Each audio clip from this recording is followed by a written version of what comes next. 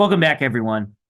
Today, we're going to discuss the topic of geometry before moving ahead into more complicated subjects of algebra, specifically solving what are known as linear equations of one variable and performing equation balance. Because before we can get to linear equations of one variable, we really need to understand what we're trying to do when we solve algebraic equations to begin with. And to do that, we're going to introduce some more practical applications of mathematics that you'll likely encounter in the world around yourself. And one of the more practical ways that we use math is to measure quantities, specifically measure the distance of something in the world around ourselves. Now, there are different types of measurements that we use when we talk about the distance of something. So, for example, if you consider just think of a yard, a backyard. So here's my house, and perhaps I have a backyard.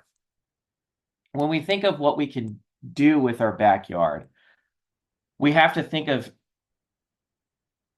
how much space we have to work with.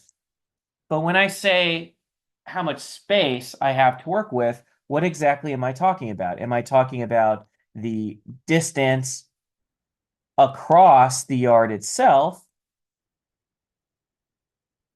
Meaning, say this yard is, say, 20 feet long by 10 feet wide. If I want to, say, build a playground in my yard, it makes sense for us to think about how much space we have to work with in our backyard. Maybe the playground that I want to design is actually 30 feet long or 20 feet wide, in which case the playground itself would likely be too big to fit inside this particular yard. But when I say fitting inside this yard, what exactly does that mean? There are, in fact, two different concepts that are related to one another, but they don't actually mean the same thing. When we talk about distance, for one thing, we're usually measuring either in feet, meters, or occasionally in inches if you are in the United States. And so when it comes to determining whether something can fit inside of, say, a backyard, or whether we are, say, a woodworker who happens to be machining out a piece of wood, or a machinist who happens to be machining out a piece of metal, and we're deciding whether the piece of metal we have to work with is going to be sufficient for our needs, there are two concepts of distance that we need to be familiar with. The first and easiest of which is just the measurement of what is known as linear distance or length. And that would be in units of meters, in units of feet, or in units of inches. And when we want to measure the linear distance of, say, a backyard, we're really talking about the linear distance around the perimeter, what is known as the perimeter of a backyard. So in this instance, if I wanted to, say, take my yardstick or my measuring tape or my measuring laser, I'd measure out that I've got a yard that's 20 feet long and 10 feet wide. And of course, if I was measuring around the yard itself, I would have another 20 feet for the bottom and another 10 feet wide. So the total perimeter or linear distance around the yard, the distance around something, is going to be 20 feet plus 10 feet plus 20 feet plus 10 feet for this example problem. And of course, you would simply add up all of the distances. So for measuring the perimeter, we are just talking about the distance around an object. So distance around an object, we make a measurement of the sides of the object. We need to be able to measure out the length of the sides of an object, and then we just add all of these sides together with one another. So distance around an object. In this instance, we get 20 plus 10, which gives us 30, feet, and 20 plus 10 gives us 30 feet. So in total, we get a perimeter that is 60 feet long.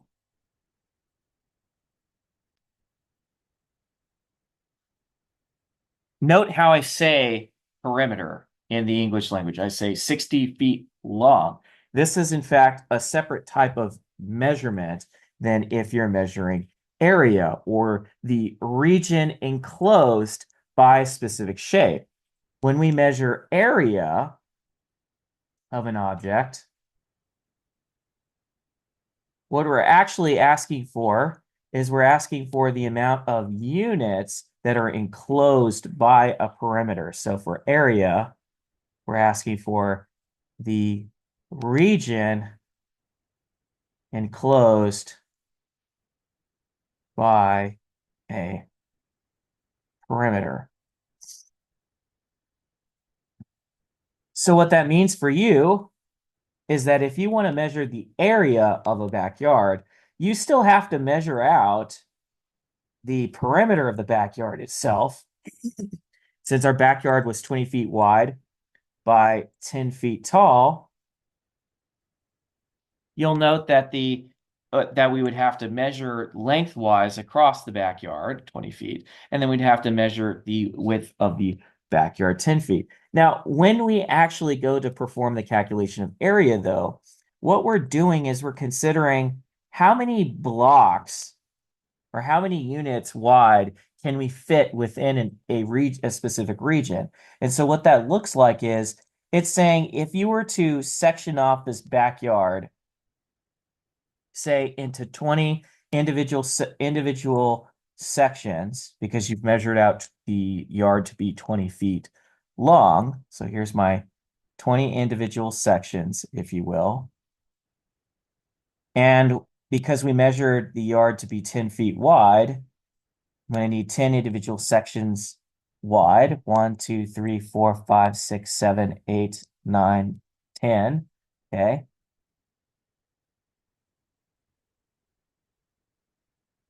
What you're asking for with area is how many of these little blocks can you fit inside of a specific region. Okay. And if you were to count up all of the little blocks, you would be able to calculate the area of a specific object. So how that works is all you have to do for a rectangle is you multiply the length with the width. So for a rectangle, you always are able to measure out some length of the rectangle. And then for the width of the rectangle, you'll similarly measure out some width. And to calculate the area, because all we're doing is essentially trying to count out how many little squares will fit inside of a region, you just take the length and multiply with the width. And this is for a rectangle, which is a fairly common shape that you might be working with. So in this instance, the length of a rectangle is 20 feet. The width of a rectangle is 10 feet.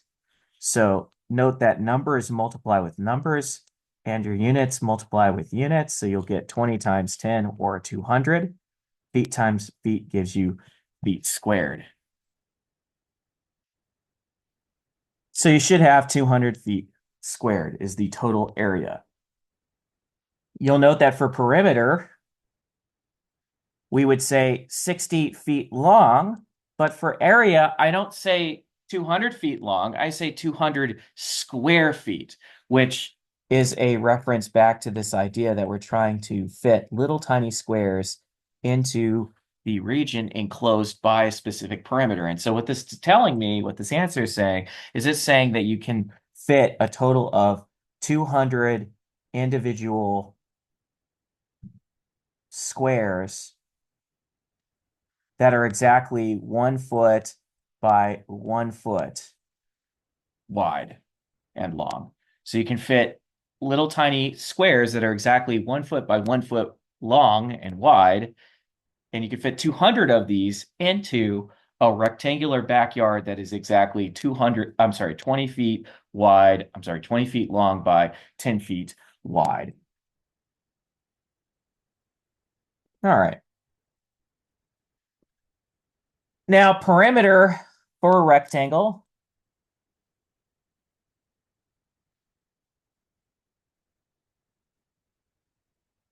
has a very predictable formula associated with it that many students would likely remember from their lower level math classes. And it is simply that whenever you want to calculate the perimeter for a rectangle, you're going to, of course, measure out the length of a rectangle. And what's interesting about a rectangle is that the length of the first side is the same as the length of the opposing side. Okay. So whatever you measured over here on this side is going to be the same as whatever you measured over here. And similarly for width, whatever you measure for the width on one side of your rectangle, that's going to be the same thing as whatever you measure for the width on the other side of your rectangle. And in fact, what this means for you in a practical sense is you only have to measure the length and the width once. If you're measuring length twice over and the width twice over, you're just giving you're just doing extra work. Okay, you're giving yourself extra work, which is unnecessary. And so for it, in this instance, because the perimeter of an object is simply the distance around the object, you would of course be measuring out the width plus the length plus another width plus another length. And if we use W to represent width and L to represent length, then what this means is that you've got W plus L plus W plus L. And if you add apples with apples by the commutative law, you can move your widths together and your lengths together. You've got an apple with an apple, that gives you two apples, and a banana with a banana, that gives you two bananas. So we would say that the perimeter is always equal to 2 times the width plus 2 times the length. Now, going back to our initial example, we had a backyard that was measured out to be exactly 20 feet long by 10 feet wide. So if we had just used this formula to measure out the perimeter, because 20 feet is our length, we just go to the side and say, okay, well, 20 feet is our length. And then we go to the side somewhere and we say 10 feet is our width. So now we can plug in the quantities that we're working with into our formula. So 2 times 20, sorry, 2 times 10 rather, plus 2 times 20 should give us, and remember your units, so it's 20 feet, it's 10 feet. So 2 times 20 feet, 2 times 10 feet, this should give us 2 times 10 gives us 20, and 2 times 20 gives us 40. So we should have 20 feet plus 40 feet, and in total, this gives us 60 feet. Do not drop your units because that would be a mistake. Units are very important. And while it seems superfluous to many students, because if you're measuring out parameter, presumably you're measuring the same number of units, right? So if you're measuring the same number of units, you should get the same number of units at the end of the day. But where this becomes important is whenever, we're doing something that's more complicated, obviously, and in which case you can't necessarily assume that you're measuring out in the same units. And so that's where, these kind of somewhat deceptive practices of lower level math come into play. All right. Let's look at other shapes, shall we? For a square is kind of an interesting shape. It is a shape whose sides are all equal. It also has exactly 4 sides. So square is always defined as a shape whose sides are always equal, and it always has 4 sides. So here's my square. And what this means to me is that if you make a single measure of length, okay, because we're defining a square as being a shape whose sides are all equal to one another, if I make a single measurement, meaning I just measured the length of this object, the width will be the same as my length. And the other side will be the same as my first side because all the sides are equal. My final side will be the same as my first as well. And so if you're measuring the perimeter of a square, then what it means is that you're measuring the distance around the object, around the outside of an object. And so you've got a length plus a length plus a length plus a length. And so you've got L plus L plus L plus L, or said another way, 4 times L. If you use L to represent the length of your object, just like before. So the perimeter of a square, which I can just write as P with the subtext square, is always equal to 4 times the length. All right. And if the area is always equal to the length times the width of an object, or in general, it's length times the width of an object, because you're trying to figure out how many little tiny 1 square unit boxes you can fit into an object. Or I guess I shouldn't say box, I should just say rectangular squares you can fit into an enclosed region. Then you will always have the formula length times width. But what's interesting about a square is that since the width is equal to the length, so say for a square, the width is equal to length, then this formula just reduces to length times length, which if we use L to represent length, that just means L times L, or L squared. So the area of a square is very interesting because you just take the length and square it, or the width and square it, alternatively. All right, so let's have an example of how we calculate the perimeter and the area of a square. So here's my square, and suppose my square is exactly 20, we'll say this is 20 meters long, okay? And the question asks us to calculate the perimeter and area of a square, or of the following shape. And it gives us a square, and it says the length is 20 meters. So my perimeter of the square formula is simply 4 times the length. So I do 4 times 20 meters, and that gives me 4 times 2 is 8. So 4 times 20 should be 80. So I should have a enclosed, I'm sorry, not an enclosed area, but rather the distance around this object will be exactly 80 meters long. Okay? If I wanted to build a fence line, I would need exactly 80 meters of fencing. Now, the region enclosed by this specific perimeter is always equal to the length squared. So in this instance, our length is 20 meters. So we're going to take 20 meters and we square it. And this is what's interesting. It means that we're going to take 20 meters times 20 meters. And 20 times 20 is going to be 400. And meter times meter gives us meter squared. You will always be dealing with units squared for your area. If you don't have units squared for your area, you know that you did something incorrect in the problem statement. So you should always have units squared for your answer. Just a bit of a way to double check your work.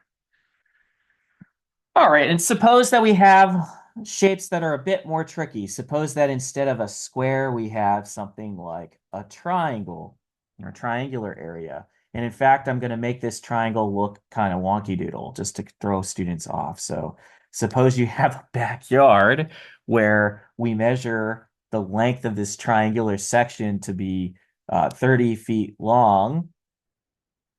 And then suppose the width of the triangular section is 5 feet high. And maybe this isn't necessarily a backyard. This could also be, say, the rafters or the support structure of, say, a roof. So perhaps you're a carpenter, perhaps you're a construction worker, and you've got a specific roof on a blueprint, and the roof is going to be, it's going to need I'm sorry, not a rectangular piece, but a triangular piece, a triangular support structure that's exactly 30 units wide, in this instance 30 feet wide, by 5 feet tall. And the question, of course, for students would be, how much wood would you need in order to put together a shape like this for the framing of the roof support structure for your house? Now, a lot of students who are in construction would say that there are in fact firms that will build the support structure panels all in one go. And so they would just order from one of these firms that has the support beams already framed. But if you're going to frame the house yourself by hand, you would have to perform this calculation. You would need to know a number of different things. For one, you would have to calculate the perimeter of a triangle. And then you would also presumably need to know the area of a triangle for separate reasons, because maybe for one reason or another, you might be trying to design an attic with a specific amount of clearance, or perhaps the blueprint specifications of the project manager or the people that provide construction permits say that you need to create an attic with a specific amount of clearance in the attic itself. Depending on what state you live in, you might need to make sure that the perimeter and the area are specific amounts. And of course, that's going to be a trial and error process, if you will. So you're going to need to be able to calculate these quantities. And the question, of course, is how do you find the perimeter and or area of a triangle? So here's the trick, guys. Here's the trick. Consider calculating the perimeter of a regular rectangle. So here's my rectangle, right? And if I wanted to calculate the perimeter of my rectangle, I would need to, of course, do the length plus the width plus another length plus another width, right? And then you've got a triangle piece that I can cut out of the rectangle, and I can cut out this triangular piece by simply slicing the triangle in half. And so this slice in half from your rectangle is what is known as the hypotenuse of the triangle. It's a fancy Greek word. Hypotenuse just means the long side of the triangle, but you essentially create the long side of the triangle by slicing it out of slicing the triangle out of a corresponding rectangle. And so in this instance, if you wanted to find the perimeter, all you would have to do is figure out how to measure across this hypotenuse. And so maybe you found your hypotenuse of the triangle was exactly 45 feet long. Then the perimeter of the triangle itself would just be 45 feet plus 30 feet plus 5 feet. Because all you have to do is measure around the triangle if you wanted to just find the perimeter of the triangle. Okay, so 45 plus 30 feet in this instance would be 75 feet. And then we add another 5 feet. So we get a total of 80 feet. So we would say the perimeter of the triangle is exactly 80 feet long. So you'd need 80 feet of wooden beams if you're building the structure out of wood in order to frame this particular roof or this particular structure. All right. So that's pretty much how we find the perimeter of the triangle. And if we wanted to create a formula for that. For a triangle, we usually, by tradition, use A, B, and C to represent the quantities of the length, width, and hypotenuse of a triangle. So just as tradition, I'm going to use A to represent the base of the triangle. I'll use B to represent the height of the triangle. And I'm going to use C to represent the hypotenuse of the triangle. If you have a triangular shape, the perimeter of the triangle is always going to be A plus B plus C. So you just add the sides of the triangle together. Of course, I encourage students to pause the video and write down each one of the formulas as we go over them. Now, because a triangle is in fact cut out of a rectangle, if the area of a rectangle is going to be length times width, when you cut out the triangle from the rectangle, if you consider the fact that there is exactly two halves here, then what you're dealing with is you're dealing with 1/2 of the rectangle. When I take one of these little triangular slices from it. And so the area of a triangle is going to be exactly that. It's going to be exactly 1/2 the area of a rectangle. So said another way, it'll be exactly 1/2 the length times the width. So now if I wanted to calculate the area of my triangle piece here, the amount of region that's enclosed by this space, the amount of area that I have to work with in the basement, or not in the basement rather, but in your attic, then what we're going to do is we actually don't care about the hypotenuse of the triangle. The only thing that's important is going to be the base and the height. So in this instance, the base of our triangle is exactly 30 units. So the base, or B, is exactly 30 feet. And we can call that the width of our triangle if we want to. Doesn't really matter. And then I guess I shouldn't say, I really should use a different word for base. We'll just call this the width of our triangle because I used a different letter earlier, so I don't want to confuse students. We'll just call it the width of our triangle. So for the width of our triangle, we said that's 30 feet. For the length or the height of our triangle, we'll say that's 10 feet. I believe is what we use 5 feet rather. Sorry, 5 feet. So if we wanted to calculate the total area of the triangle that we're working with here, we're just going to use our formula, 1/2 length times width. And I encourage all students to write down the formulas every single time they perform this calculation. So we'll plug in 5 feet for our length and 30 feet for our width. Well, 5 times 30 is going to be the same thing as 5 times 3. 5 times 3 is 15. So 5 times 30 gives us 150. So we have 150 times 1/2, or 150 divided by 2. And if you guys go ahead and work this out, do your long division, 2 into 150, you should find that this is going to equal 75. And by the way, be careful of your units. This is going to be in feet. This is going to be in feet. So this answer should be feet squared.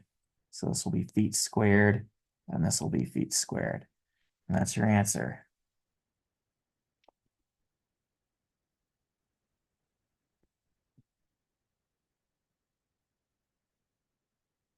Okay.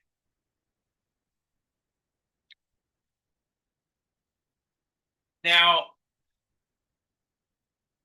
you'll note that there were two words to describe perimeter. One, of course, was parameter, but another word that is used in many instances is what is known as circumference.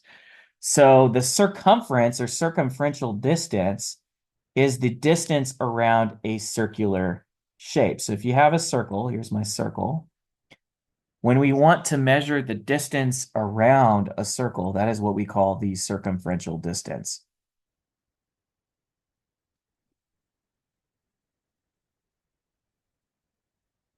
which is just shortened to circumference.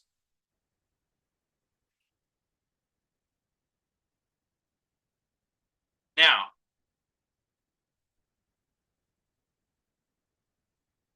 for circles, it's a bit difficult to prove that the circumferential distance will be calculated in the following way. But basically, you can find or determine if you were to, say, measure the distance around a number of tin cans that are of different widths, that the circumferential distance is related to a special quantity known as pi. So pi is a special quantity slash constant that appears to relate the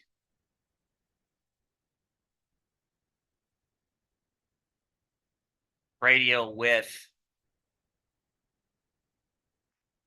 otherwise known as just the radius of a circular object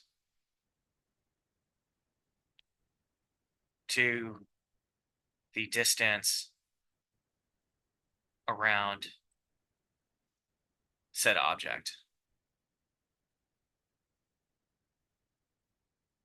So pi is this very, very special quantity. It's kind of enigmatic in a way, but it's roughly equal to 3.14. Okay. And it's a quantity that arises whenever you measure the distance around circular objects. Okay. And it is exactly used as follows. Whenever you calculate the circumference or the distance around a circular object, the distance around a circular object is related to the radial width of an object, which we just call the radius of an object, or we use a letter R to represent. So this is just our radius of the circular object we might be measuring. We say that the circumference is 2 times pi times r, or 2 pi r. That is going to be the circumferential distance of our specific circle.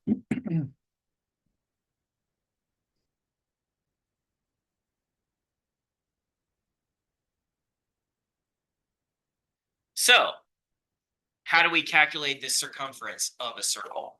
Well, suppose that we have a circular object, and I measure this circular object to have a radial distance of, we'll say, I don't know, we'll say 10 meters is my radial distance.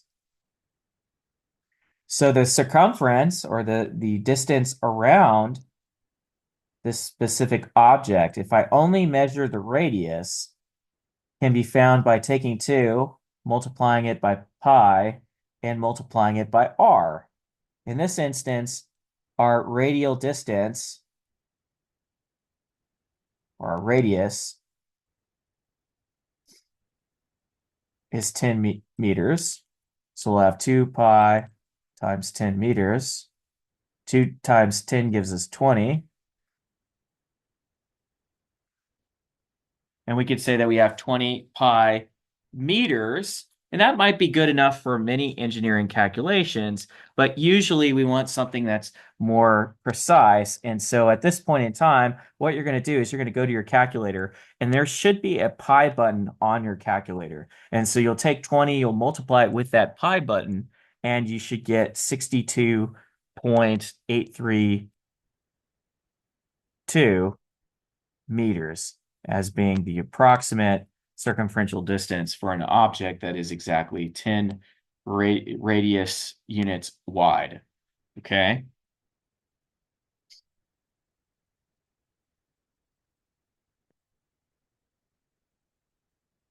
Now you'll note that there are different ways to measure the width of a circular object.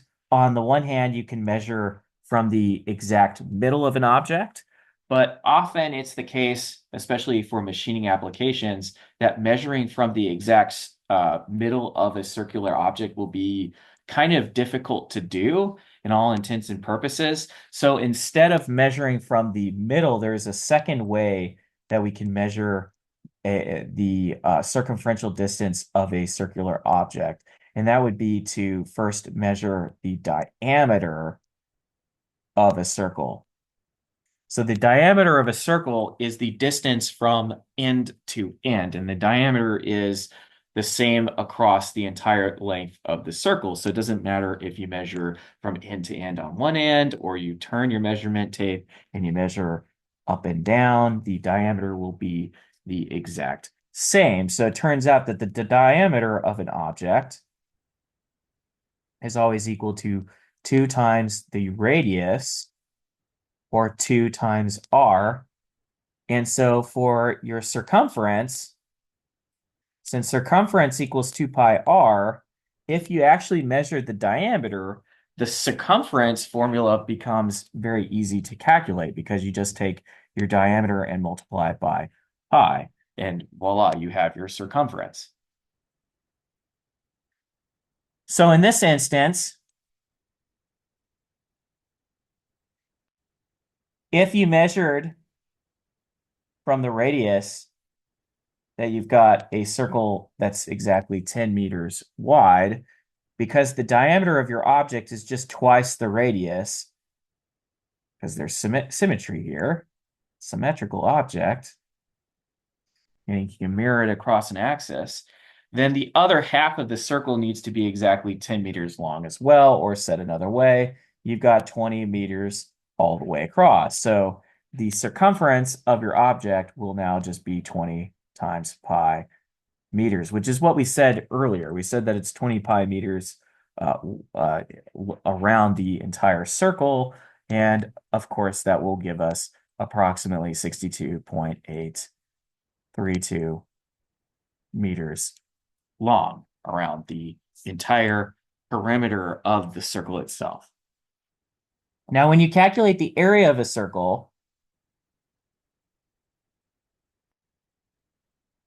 this is something that generally speaking requires calculus in order to obtain the formula for the area of a circle. And so I can't exactly go into the precise derivation of exactly how this formula comes about. But if you want to calculate the area of a circle, it has been found that the area of a circle is exactly pi times the radius squared. Okay, it's a little bit mysterious, but this is in fact how you can calculate the area of a circle. Now, if you measure with the diameter, because the radius is just half the diameter, if you do measure the diameter instead of the radial distance of the circle and you want to calculate the area, then you just need to use a second formula, which is to say you need to take pi times d over 2 and raise it to the second power, and that should give you the area of your circular object. And so in this particular example, because we measured the radial distance as being 10 meters long, then what we say is, well, this is going to be pi times 10 meters times 10 meters, and meters times meters gives you meters squared. 10 times 10 gives us 100. And then we have pi times 100, or 100 times pi, however you want to do that. And so we're going to go to the side of our page somewhere, and we might multiply 100 by 3.14, or we could alternatively type into our calculator 100 times pi, and we should get roughly the answer 314.159 meters squared. This is a pretty nice distance around the object, if you ask me. Or not distance around the object, but rather distance enclosed by a specific perimeter.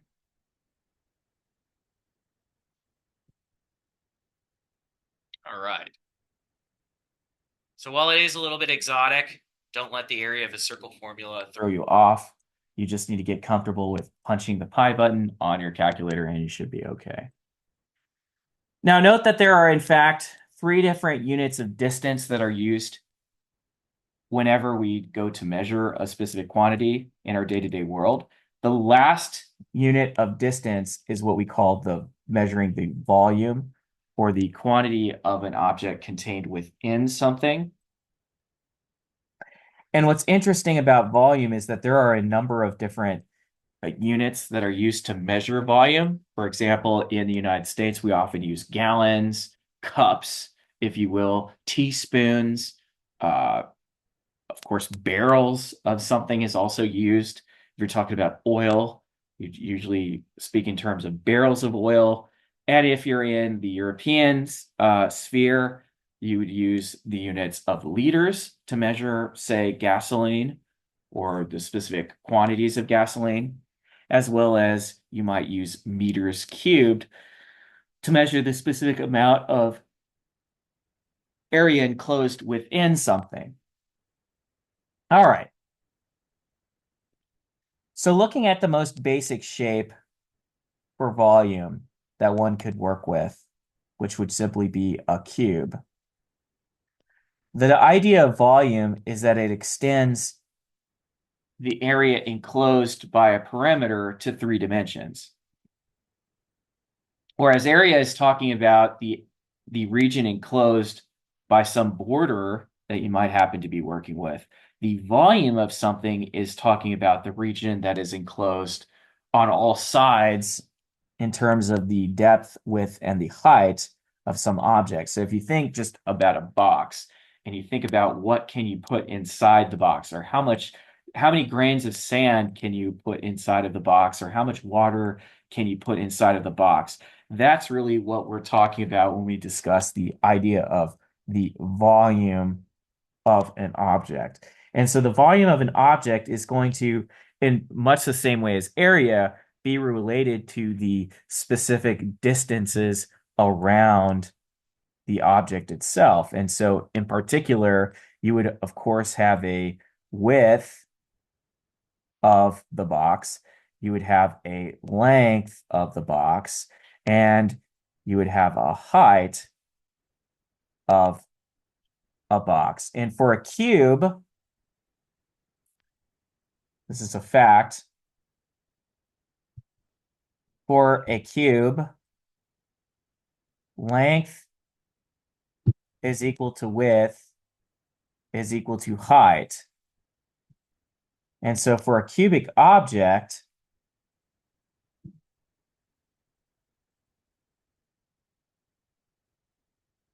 what's going to happen here is your width, if we just use W, will be some amount, but the length will be the same amount as the width, and the height will be the same amount as the width. So the amount of stuff that you can fit into this box, what we call the volume of the box, will just be the width times the length times the height. But in this case, everything is equal to each other. So you'll just have the width times the width times the width, or width cubed.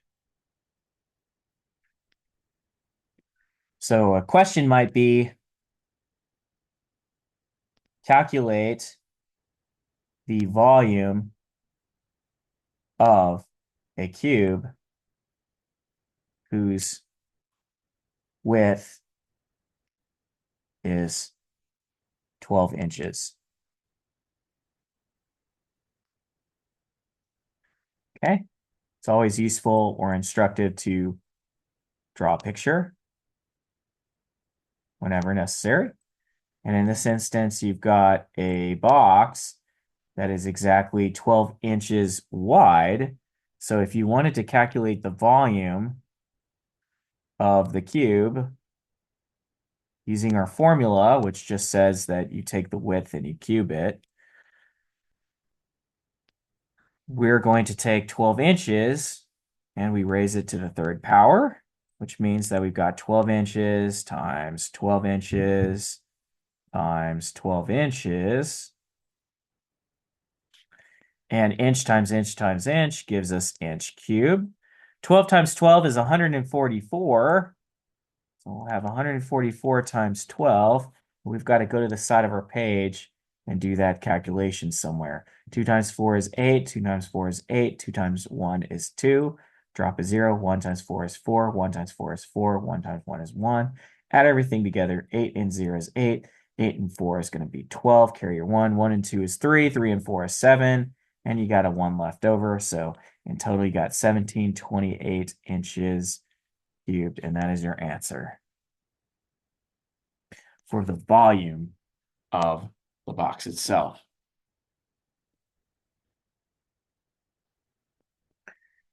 Now, when you're dealing with a regular, what is called a rectangular prism, or I'm sorry, not rectangular prism, but a rectangular, I guess it is a prism, rectangular prism, rectangular box thing, you'll generally have different sizes for your width, for your length, and for the height of your object.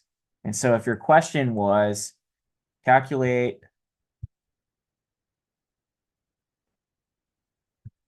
the volume of a box when the width is 5 meters squared. I'm sorry, not 5 meters squared, but 5 meters. The height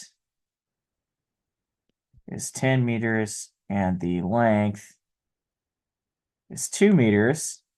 Then the volume is calculated as follows. You'll always take your width, you're going to multiply it with your height or your length, just like so. And you just plug your numbers in where they belong. 5 times 10 times 2. Everything is in units of meters.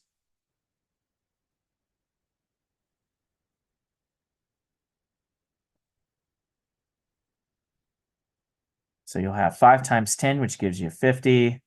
So you'll have 50 times 2. Meter times meter times meter gives you meters cubed.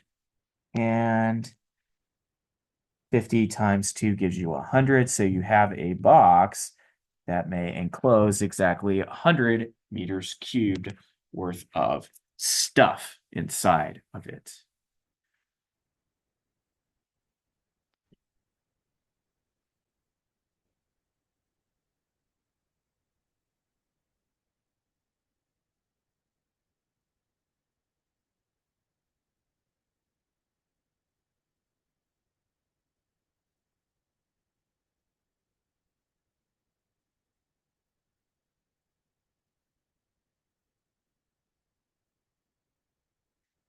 Now for a pyramidal object,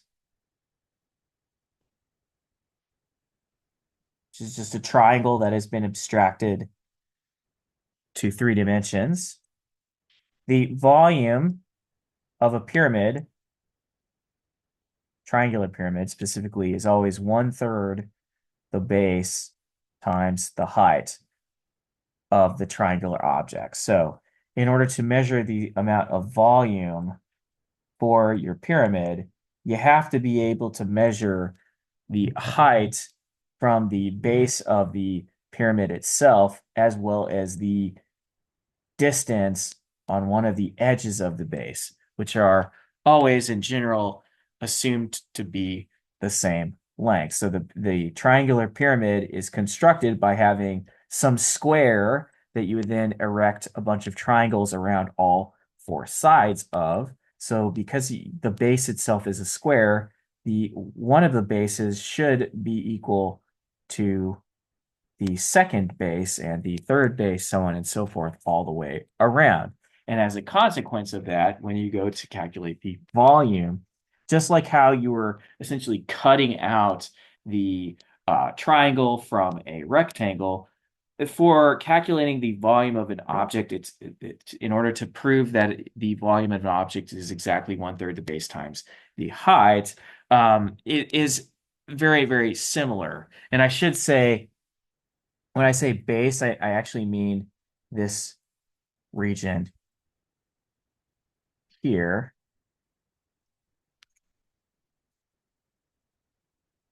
So if you're dealing with a pyramid whose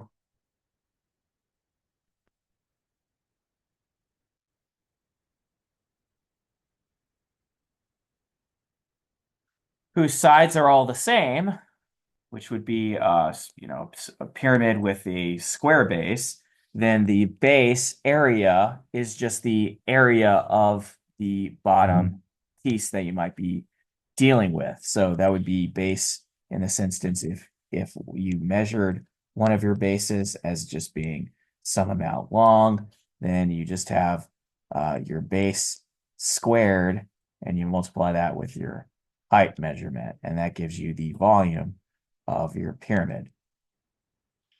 And that's the most common formulation for pyramids that you come across. So note that this, I'm sorry, guys, the formula is a little bit weird on your formula sheet, but this is, they use a capital base to represent the area of the bottom piece of your triangular pyramid piece. And so if by base we mean we're taking a measurement of one of the sides of the pyramid, then to calculate the base, the area of the bottom of your triangular pyramid, you need to take base times base, or said another way, base squared. And so that will give you the area of the bottom of your pyramid. So then you just take the base area, which in this instance is base squared, you multiply it by your height, and you multiply that by 1/3. So as an example, suppose you have a triangular pyramid and you measured the length of the base to be exactly 10 meters. If it's assumed that all of the sides of this pyramid are going to be the same length, then you may say that this length is also 10 meters. And in that instance, the area of the bottom of your triangle, or the base, if you will, of the triangle, will be 10 meters times 10 meters, or 100 meters squared. So to calculate the total volume of this triangular pyramid, suppose that the height of the triangular pyramid was 5 meters tall. Then what we would need to do to calculate the volume of our pyramid is we plug it into our formula, 1/3 base squared times height. And that gives us 1/3 times 100 meters squared times, in this instance, 5 meters. So 1/3, 100 times 5 gives us 500. Meters squared times meters gives us meters cubed. And so you have 500 over 3 meters cubed. So you'd have to go to the side of your page and you'd have to do the long division. 3 into 500. 3 into 5 goes once. 1 times 3 is 3. Subtract, you get 2. Drop your 0 down. 3 into 20 goes, let's see, 8, 16, 24. Nope. Let's see, 6 times. 6 times 3 gives you 18. You subtract, you get 20 again. So you get 166, and you should get 0.66666 repeating. So this will be exactly, or approximately, not exactly, but approximately 166.66 meters cubed. And that's pretty much it for this particular section. So for this chapter, I'm giving you guys a formula sheet that you may use to perform all of your calculations. And on your examination, you may also bring this formula sheet to the exam to perform all of your calculations. If you have any questions, just send me an email. Take care, guys. Bye-bye.